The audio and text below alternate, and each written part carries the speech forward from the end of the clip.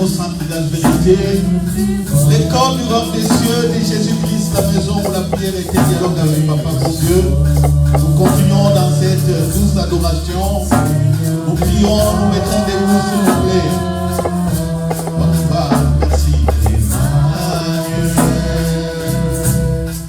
Tu es avec nous, source de joie, parole de vie.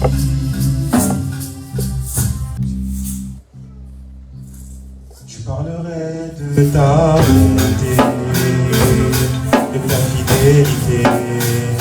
Je dirai tout haut, tout haut, tout haut, ce que tu as fait pour moi.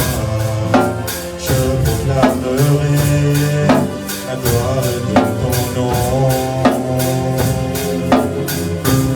Je parlerai de ta bonté, de ta fidélité. Je dirai tout haut, tout haut, tout haut, ce que tu as fait pour moi. Je proclamerai la gloire de ton nom. Je parlerai de ta bonté, de ta fidélité. Je dirai tout haut, tout haut, tout haut, ce que tu as fait pour moi. Je proclamerai la gloire de ton nom. Tu m'avais dit de compter sur ta bonté. Je n'ai pas hésité. Et quand tu m'as prouvé ta fidélité, oh Dieu, vraiment tu m'as étonné. Tu m'avais dit de compter sur ta bonté. Je n'ai pas hésité. Et quand tu m'as prouvé ta fidélité, oh Dieu, vraiment tu m'as étonné. Je parlerai de ta fidélité. Je dirai tout haut, tout haut, tout haut, ce que tu as fait pour moi. Je proclamerai la gloire de ton nom. Je parlerai de ma bonté, de ta fidélité. Je dirai tout haut, tout haut, tout haut, ce que tu as fait pour moi. Je proclamerai la gloire de ton nom. Tu m'avais dit de compter sur ta bonté. Je n'ai pas hésité.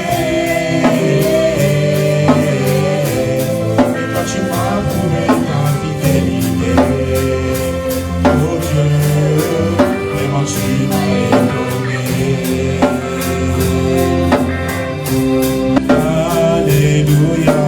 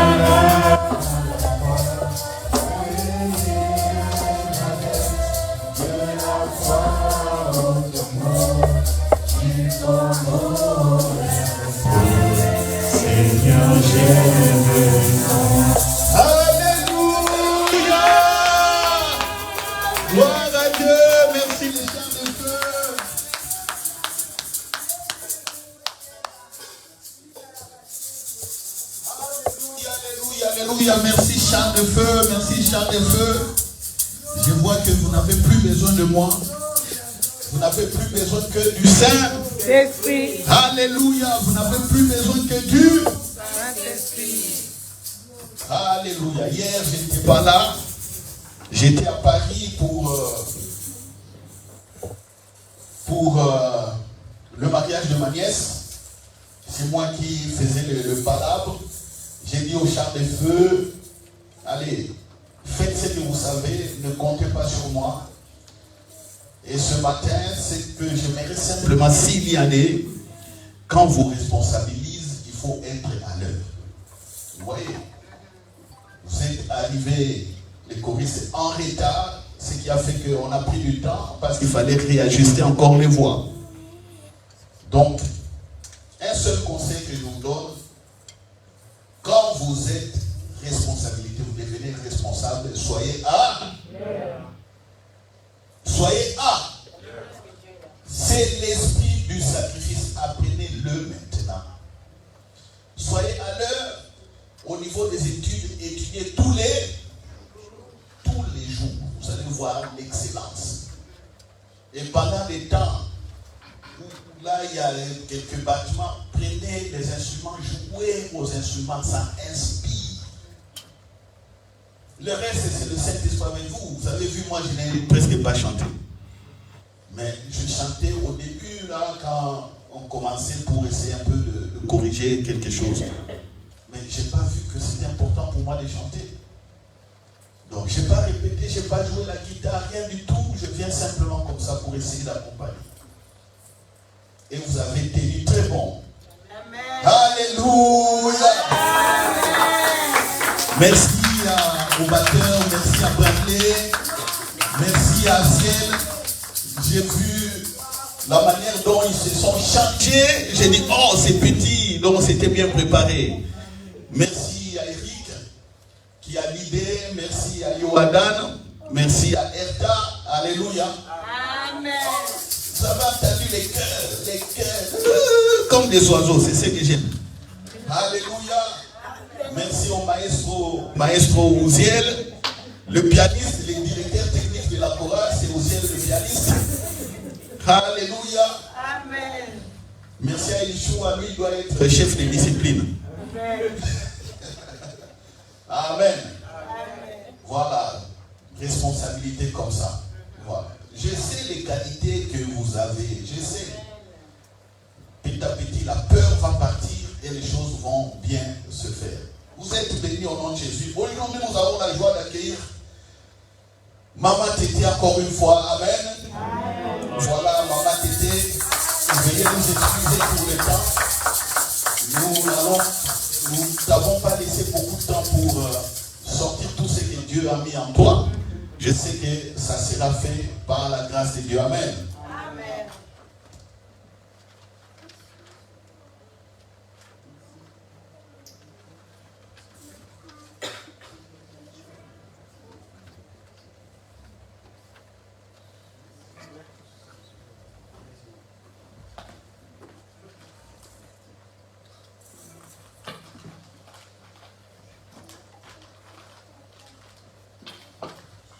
Alléluia. Amen.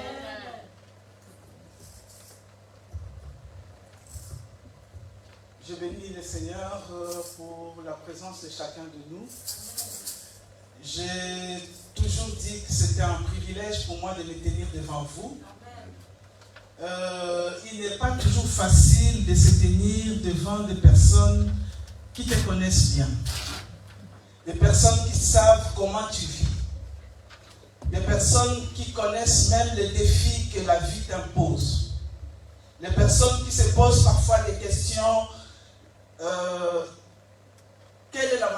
Comment est-ce que Dieu se manifeste dans sa vie? Il n'est pas toujours facile de se tenir devant les siens pour parler de la part du Seigneur. Pourtant, ce matin, le Seigneur me donne le privilège de me tenir devant vous pour vous parler d'un Dieu vivant. Amen. Je me tiens devant vous ce matin pour vous parler du Dieu qui vous accompagne dans toutes choses. Amen. Le Dieu qui ne vous abandonnera jamais. Amen. Le Dieu qui dit un mot et la chose s'accomplit. Amen. Le Dieu tout-puissant. Amen. Le Dieu qui est là toujours avec vous. Amen. Même quand vous ne vous rendez pas compte qu'il est là, il est là. Amen. Le Dieu qui vous soutient.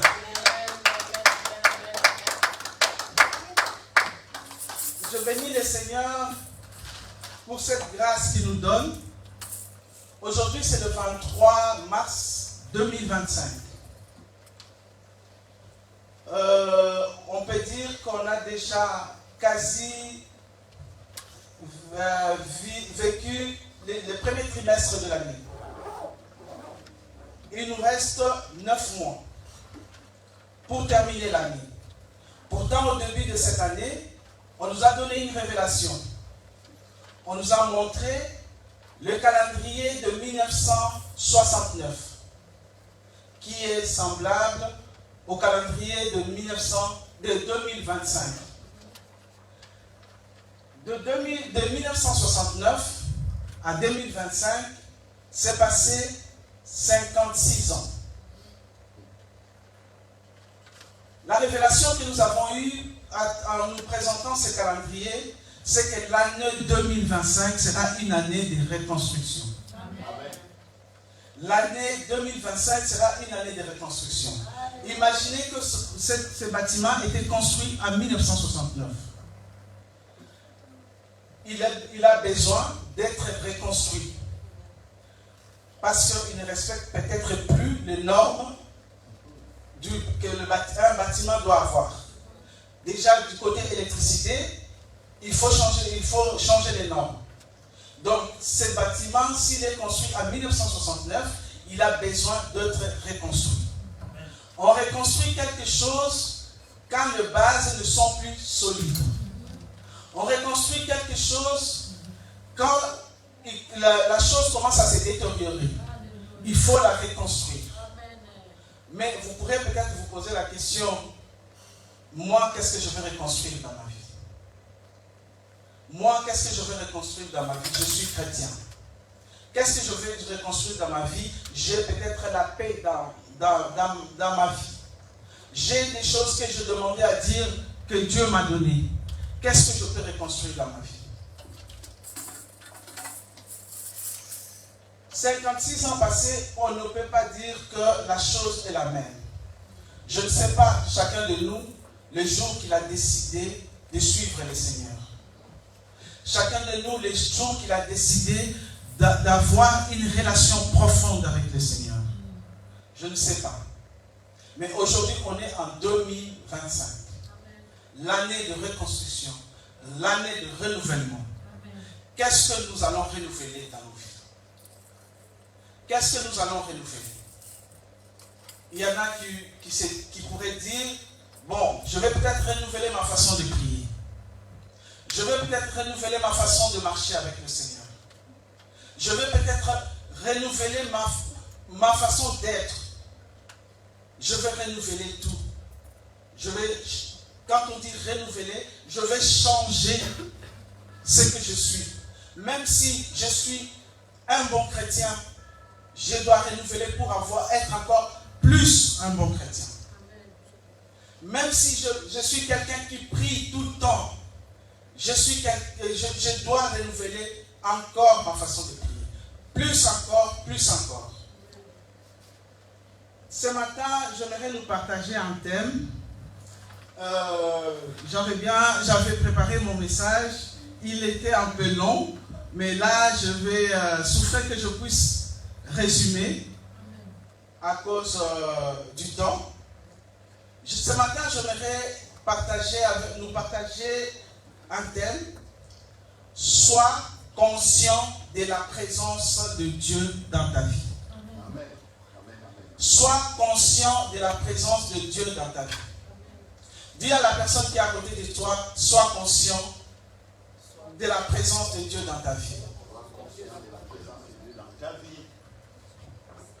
En parlant de la présence de Dieu dans ta vie, d'être conscient de la présence de Dieu dans ta vie, j'aimerais nous partager un ingrédient utile pour que notre année 2025, dans l'année 2025, la construction soit effective dans notre vie selon le plan de Dieu. Que la construction soit effective selon le plan de Dieu. L'ingrédient que je vais vous présenter aujourd'hui, c'est juste la présence de Dieu.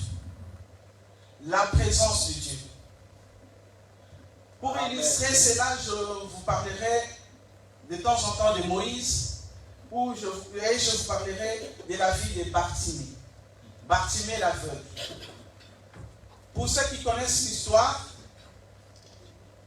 c'est l'histoire d'un aveugle mendiant. Nous allons lire l'histoire dans Marc 10, 46 à 52.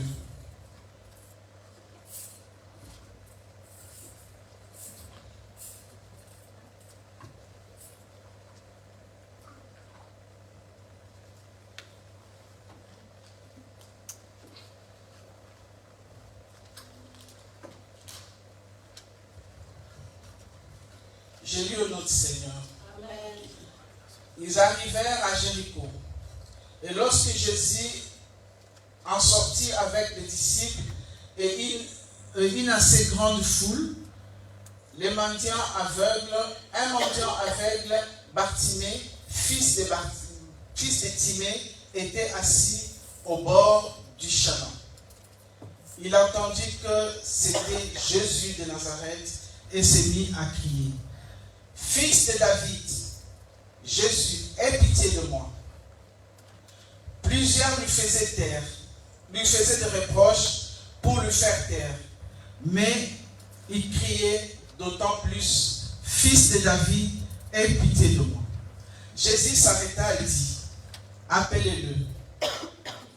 Ils appelèrent l'aveugle en lui disant: Prends courage, lève-toi, il t'appelle. L'aveugle jeta son manteau, s'éleva d'un bond et vint vers Jésus. Jésus prit la parole et lui dit: Que veux-tu que je te fasse? Rabouni, lui dit l'aveugle, que je recouvre la vue. Et Jésus lui dit: Va, ta foi t'a sauvé. Aussitôt il recouvrit la vie et s'est mis à suivre Jésus sur le chemin.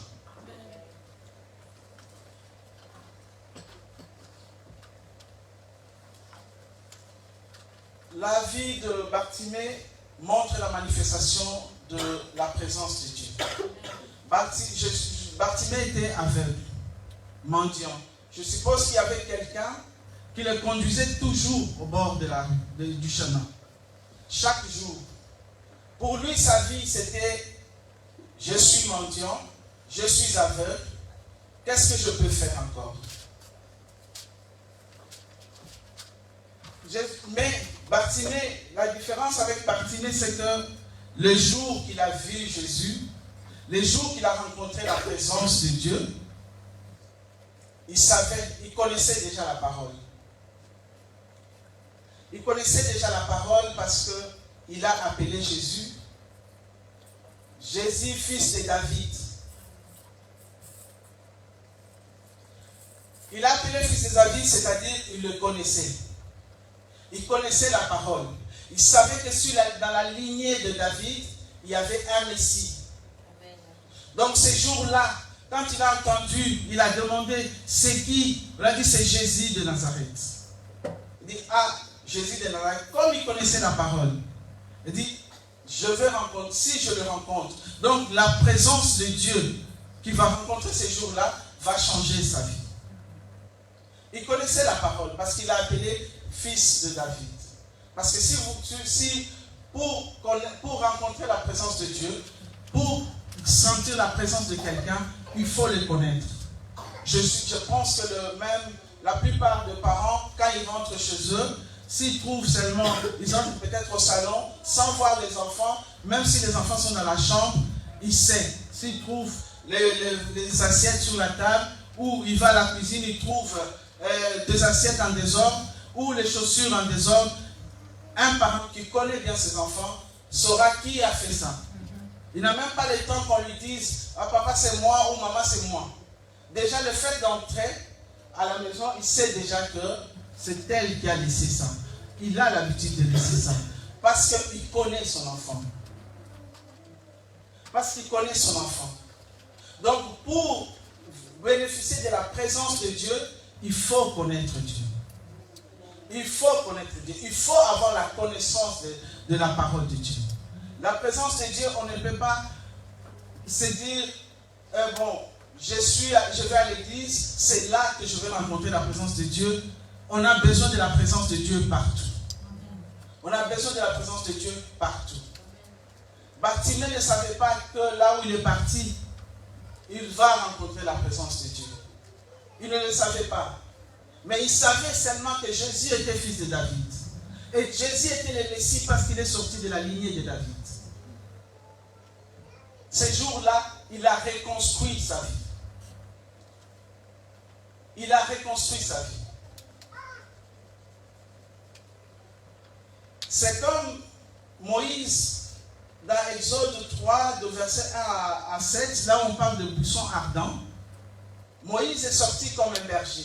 Il est allé perdre le troupeau de son beau-père. Mais ce jour-là, il a rencontré un buisson ardent.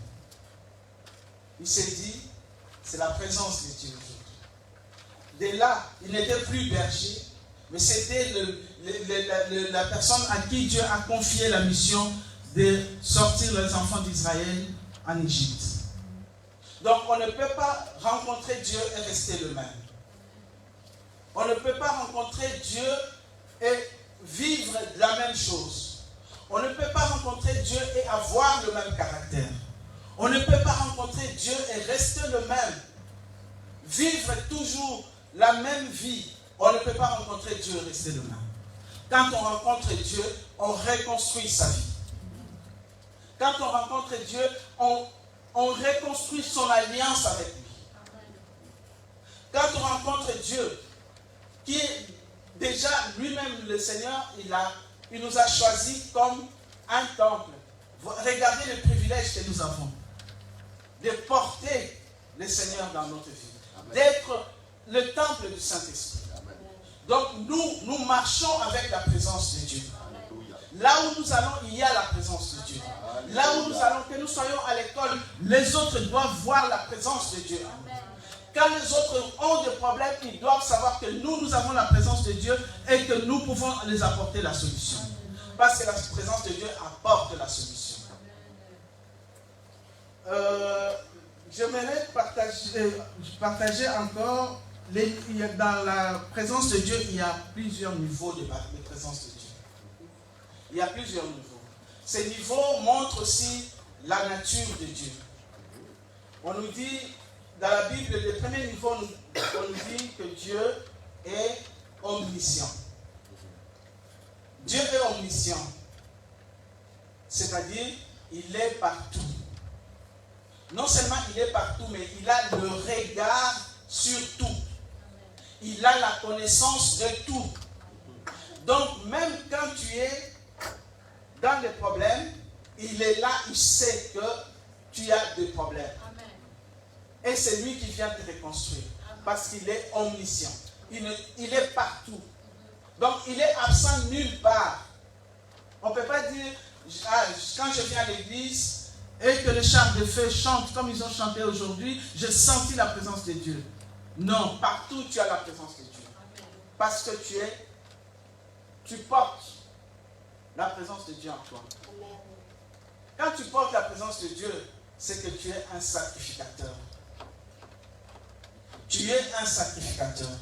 Quand tu es un sacrificateur, tu ne peux pas vivre comme les autres. Tu ne peux pas vivre comme les autres. Amen. Tu ne peux pas te conformer aux choses de ce monde. Parce que tu es sacrificateur. Tu portes la présence de Dieu. Yes. Tu portes la présence de Dieu. Parce que Dieu est omniscient, c'est que tu dois lui faire confiance. Amen. tu dois marcher avec assurance. Déjà, on nous a enseigné ici que Dieu nous a tout donné. Donc, je dois marcher avec assurance. Je sais que même si ce n'est pas encore manifeste maintenant, mais je l'ai. Amen. Je l'ai parce qu'il est omniscient, il a la connaissance de tout. Il a le regard sur toutes choses. Même si j'ai quelque chose que je mérite, que ça augmente. Par exemple, la relation que nous avons avec Dieu. Vous portez la présence de Dieu. La relation avec Dieu doit être profonde. La relation avec Dieu doit être profonde parce que nous connaissons celui qui est omniscient.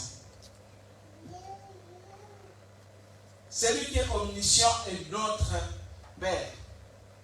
Celui qui est omniscient marche en nous. Il est omniscient. Rien ne peut l'échapper.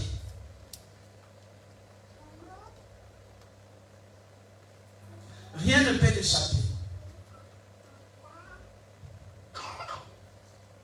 C'est pour ça que les enfants d'Israël l'avaient compris. Moïse a dit, Seigneur, si tu ne marches pas avec nous, nous ne quitterons pas ce lieu. Si tu ne marches pas avec nous, nous n'irons nulle part. Parce qu'il savait que la présence de Dieu, c'est quelque chose de très important. La présence de Dieu, c'est ce qui renouvelle, qui reconstruit ta vie. La présence de Dieu, c'est ce qui reconstruit ta santé. La présence de Dieu, c'est ce qui reconstruit ton intelligence. Ça renouvelle l'intelligence. La présence de Dieu. La présence de Dieu, c'est ce qui te fait dire, même quand les choses vont mal pour tout le monde, de dire, moi j'ai la présence de Dieu. Moi je vais marcher selon le plan de Dieu. Comme j'ai la présence de Dieu, Dieu ne permettra pas que cela arrive. Ce qui arrive à tout le monde ne m'arrivera pas. Quand bien même ça peut m'arriver, je ne vais pas résoudre mes problèmes comme les autres, comme le païen. Je vais résoudre mes problèmes en tant qu'enfant de Dieu. Je vais résoudre mon problème en tant qu'enfant de Dieu. Gloire à Dieu. Parce qu'il est présent. Il est présent dans nos vies. Il est présent même quand tu marches dans l'ombre de la vallée de la mort. Il est présent. Même quand tu ne sais plus quoi faire, il est présent. Il sait. Il a le regard sur ça. Bien-aimés, cultivons la présence de Dieu. On ne peut cultiver la présence de Dieu dans notre vie que quand nous nous attachons à la parole de Dieu.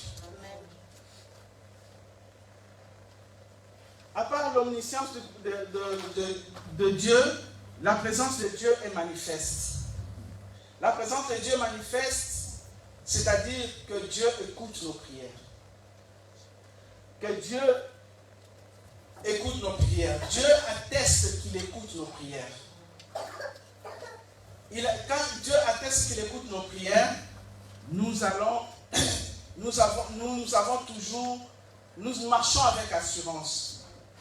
Chacun a sa manière d'expérimenter la présence de Dieu. Chacun a sa manière d'expérimenter la manifestation de la présence de Dieu. Bartimée a crié. Bartimée a crié. Et pourtant, les gens lui disaient, tais-toi. Il criait, Jésus, fils de David. Les autres à côté lui disaient, tais-toi. Mais il ne pouvait pas se taire. Il ne pouvait pas se taire parce que ces jours-là, c'était les jours de sa reconstruction. Amen. Les moments de reconstruction, la présence manifeste nous empêche de perdre le temps. Quand nous marchons dans la présence de Dieu, on ne perd pas le temps. On ne perd pas le temps. On ne reste pas dans des choses inutiles. On regarde, on a une direction que Dieu nous donne. Parce qu'il est présent partout où nous allons. Il nous dit, il ne faut pas aller à gauche, il faut aller à droite. Il reconstruit tout ce que nous avons prévu.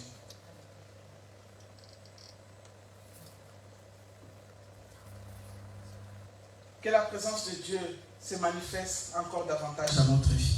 Amen. La présence manifeste de Dieu nécessite la connaissance profonde de notre Dieu.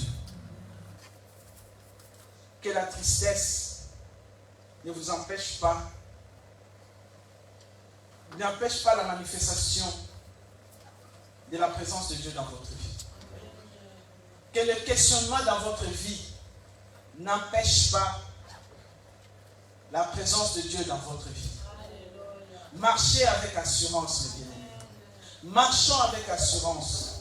Nous avons un Dieu présent qui se manifeste, qui atteste qu'il écoute nos prières. Il nous écoute. Imaginez que celui qui nous écoute est plus puissant que tout le monde entier. Imaginez les personnes puissantes que nous connaissons dans le monde. Des riches que nous connaissons dans le monde qui peuvent dire quelque chose, même le destin d'un pays peut changer. Par leurs mots, ils disent non, on va faire ceci dans tel pays, ils vont faire. Mais c'est lui à qui nous faisons confiance. C'est lui qui est présent et au-dessus de tout ça. Restons dans la présence de Dieu. La présence de Dieu, il y a aussi le niveau de la présence de Dieu agissante. C'est-à-dire, nous devons collaborer avec Dieu. Nous devons collaborer avec Dieu. Dieu veut qu'on collabore avec lui. Quand nous collaborons avec Dieu, nous croyons à sa volonté. Alléluia. Quand nous collaborons avec Dieu, nous croyons à sa volonté. Amen. La présence agissante de Dieu nous donne aussi l'autorité.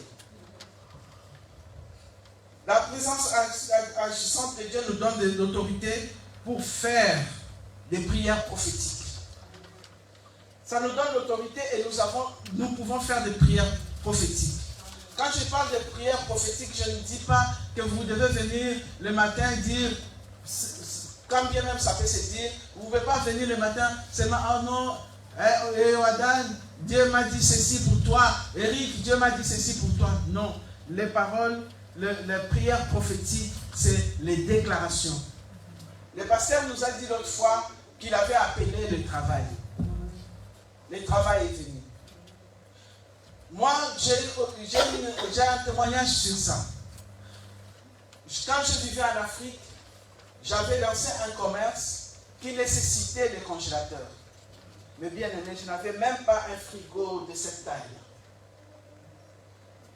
Je priais avec une amie. On se disait, peut-être on aura l'argent pour acheter le frigo. On va faire ceci pour acheter le frigo. Un jour, on était en train de prier. Il nous dit, assez, c'est assez. On va appeler les congélateurs aujourd'hui. On va appeler les congélateurs aujourd'hui. On a dit, on s'est mis dans la salle, dans le local que nous étions. On s'est dit, on met un congélateur là, on met un congélateur là, on met un congélateur là, on met un congélateur. 2 semaines plus tard, Dieu a permis de manière miraculeuse, parce que la personne que nous avons rencontrée, qui a fait que nous puissions avoir ces congélateurs, on ne les connaissait pas. 2 semaines plus tard, nous avons eu ces 3 congélateurs. Parce que nous, en tant qu'enfants de Dieu, quand nous avons la présence agissante de Dieu, nous pouvons commander toutes choses. Parce qu'il nous a donné l'autorité. Nous pouvons faire des prières prophétiques. Des prières prophétiques, il y a des choses qui persistent. Dans nos vies, je fais ceci, mais ça persiste. Ne vous découragez pas. Je viens ce matin nous encourager. Nous encourager à rester dans la présence du Seigneur. Nous encourager à rester dans la présence du Seigneur. Parce que sans la présence du Seigneur, nous ne pouvons rien faire. La présence du Seigneur nous aide à avancer. C'est la présence du Seigneur qui nous aidera à reconstruire notre vie. Certains pourraient dire, Est-ce que j'ai besoin de reconstruire? J'ai déjà telle chose. Est-ce que j'ai besoin de reconstruire? J'ai déjà telle chose. Ta vie de prière a besoin d'être reconstruite. Je prie 4 heures par jour. Prie 6 heures par jour. Reconstruis encore. Va prier 6 heures. Je donne des offrandes de 1 000 euros, 5 000 euros. Donne encore plus. Je prêche mes amis à l'école. Je prêche mes amis. Prêche encore plus. Nous avons tous quelque chose à reconstruire. Nous avons tous quelque chose à reconstruire. Même si nous-mêmes, nous sentons qu'on n'a pas beaucoup à reconstruire, mais dehors, les gens ont besoin d'être reconstruits. C'est nous que Dieu, le Seigneur, utilisera pour que nous puissions aider les autres à se reconstruire. Quand les autres pleurent, nous devons être là, parce que nous avons la présence de Dieu, pour qu'ils puissent se reconstruire. La présence agissante de Dieu nous conduit à collaborer avec Dieu, à chercher la face de Dieu. Cultivons la vie dans la présence du Seigneur. Il y a la présence souveraine de Dieu. Là, c'est Dieu qui prend le contrôle. Que tu le veuilles ou pas, il va agir. Que tu le veuilles ou pas, il va agir parce qu'il a un plan pour toi. Et ce plan va s'accomplir. Ta responsabilité, c'est croire. Ta responsabilité, c'est savoir que j'ai la présence de Dieu. Après tout ça, qu'est-ce que nous voyons? C'est la gloire de Dieu qui se manifeste. C'est la gloire de Dieu qui se manifeste. La gloire de Dieu s'est manifestée à l'époque de Salomon. Le jour, pardon, dans 1 Roi 8, on nous parle de la dédicace de... Excusez-moi. Je dois voir que... Merci.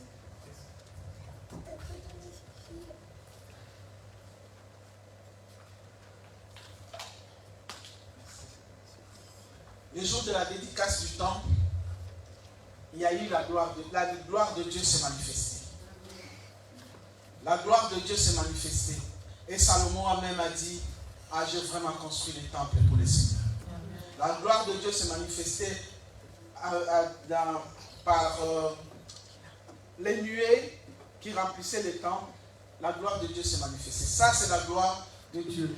Qu'on le veuille ou pas, Dieu se manifeste. Parce qu'il nous aime, parce qu'il est notre Père.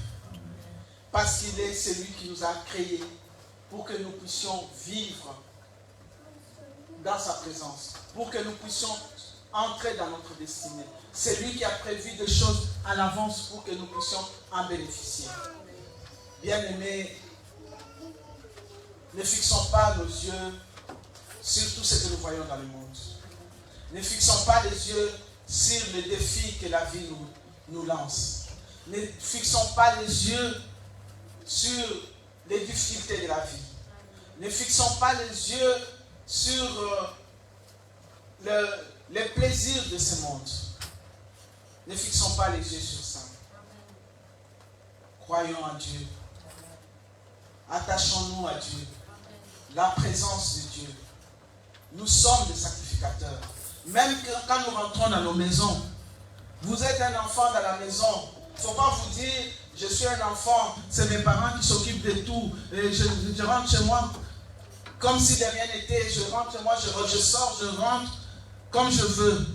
Mais parfois, dis-toi, je porte la présence de Dieu. Je rentre chez nous comme un sacrificateur. Je rentre chez nous comme un sacrificateur. Les difficultés que nos parents ont, parce que moi j'ai la présence de Dieu, ces difficultés doivent cesser. Amen. La maladie qu'il y a dans notre maison doit cesser. Parce que moi je suis sacrificateur. Ne dis pas que c'est les parents qui doivent s'en occuper. Papa ne rentrez pas chez vous en disant je suis le papa de la maison, c'est moi qui ai acheté cette maison et moi je... Non, parfois rentrez en sacrificateur. Rentrez chez vous en sacrificateur. Parce que vous devez, la présence de Dieu, vous êtes porteur de la présence de Dieu. Maman, vous êtes porteur de la présence de Dieu. Quand vous rentrez chez vous, rentrez avec la présence de Dieu. Partout où vous allez avec la présence de Dieu. Dans vos milieux de travail, allez avec la présence de Dieu. Pour que les gens sachent, quand ils ont des problèmes, qu'ils sachent que la présence de Dieu qui a en vous peut résoudre ces problèmes. Élèves, allez à l'école. Étudiants, allez à l'université avec la présence de Dieu. La présence de Dieu va nous différencier de tout. La présence de Dieu va nous aider à amener les autres au Seigneur. Parce qu'ils vont voir la différence. Vivons dans la présence de Dieu. Cultivons la présence de Dieu. Que Dieu vous bénisse.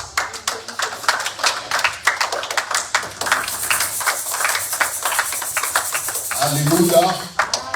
Gloire à Dieu. Gloire à Dieu. Que chacun dise merci Saint-Esprit. Merci pour le remoussage. Merci pour l'éclairage. Merci pour l'activation encore une fois. Parce que tu me conduis dans un plan que tu as préparé d'avance. Amen. Je dirais simplement deux petites choses. Que en réalité, Maman Tété, vous n'avez pas non plus besoin de beaucoup de temps parce que tu as dit l'essentiel. Des choses très très très importantes parce que quand tu parlais, moi aussi dans l'esprit, j'ai dialogué avec le Saint-Esprit. Quand tu as parlé de la présence active, tu as parlé de la communion, du partage avec Dieu, de la collaboration. C'est ce qui est très très important. Donc moi je vous invite à revisionner cette vidéo et à voir cette partie et développer cela par vous-même. C'était ça le plus important. Si je devais prendre ce message et l'enrichir plus tard, j'allais enrichir sur la communion. Vous comprenez? Alléluia. La collaboration, il faut collaborer. Très très important.